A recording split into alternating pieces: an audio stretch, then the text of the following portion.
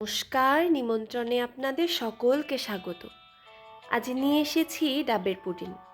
আর তার জন্যে প্রথমেই আমি এখানে নিয়ে নিয়েছি 2 কাপ পরিমাণ ডাবের জল। দিয়ে দিচ্ছি স্বাদমতো চিনি। ডাবের জলটা ঠিক কতটা মিষ্টি তার উপরে নির্ভর করবে আপনাকে কতটা চিনি ব্যবহার করতে হবে। এবার আমি দিয়ে দেব 1/4 কাপ পরিমাণ আগার আগার পাউডার। আর এটা দিয়ে ভালোভাবে মিশিয়ে নিতে হবে। মনে রাখতে হবে এটা চুলা বন্ধ থাকা অবস্থায় মেশাতে হবে। ভালোভাবে মেশানো হয়ে গেলে এবার আমরা চুলাটা জ্বালিয়ে দিয়ে অনবরত নাড়তে থাকব। ডাবের পুডিং বলে যে এটা শুধু ডাব দিয়েই বানাতে হবে এমন কোনো বাধ্যবাধকতা নেই। এটা যে কোনো ধরনের নারকেল দিয়েই বানানো যায়।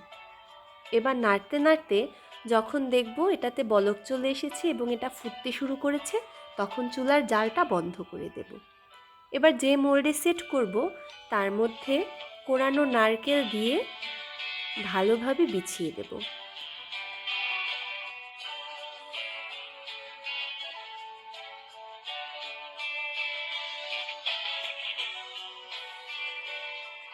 বেছানো হয়ে গেলে এবার ডাবের জলটা গরম গরম থাকা অবস্থায় মোল্ডের মধ্যে ঢেলে দেব।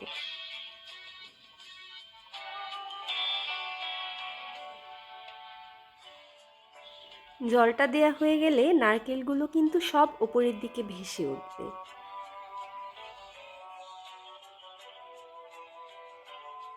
এবার আমি এটাকে একটু নেড়েচেড়ে দিচ্ছি এবং এটাকে এখন রেখে দেব নর্মাল টেম্পারেচারে সেট হওয়ার জন্য।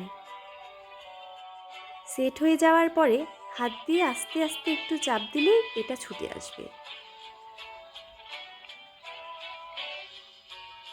এটা খেতে যেমন সুস্বাদু হয় এটা বানানোও ঠিক ততটাই সহজ। এবার আমি এটাকে মোল্ড থেকে বের করে নেব।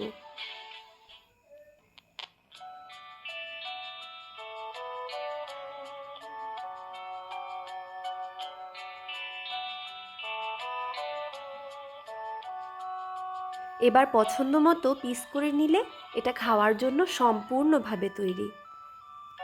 যারা এখনও ট্রাই করে দেখেননি তারা অবশ্যই একদিন ট্রাই করে দেখবেন। দেখুন এটা ঠিক কতটা সুন্দরভাবে সেট হয়ে গেছে।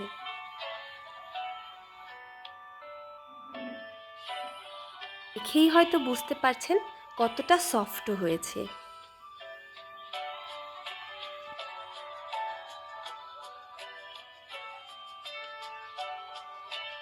ধন্যবাদ সকলকে।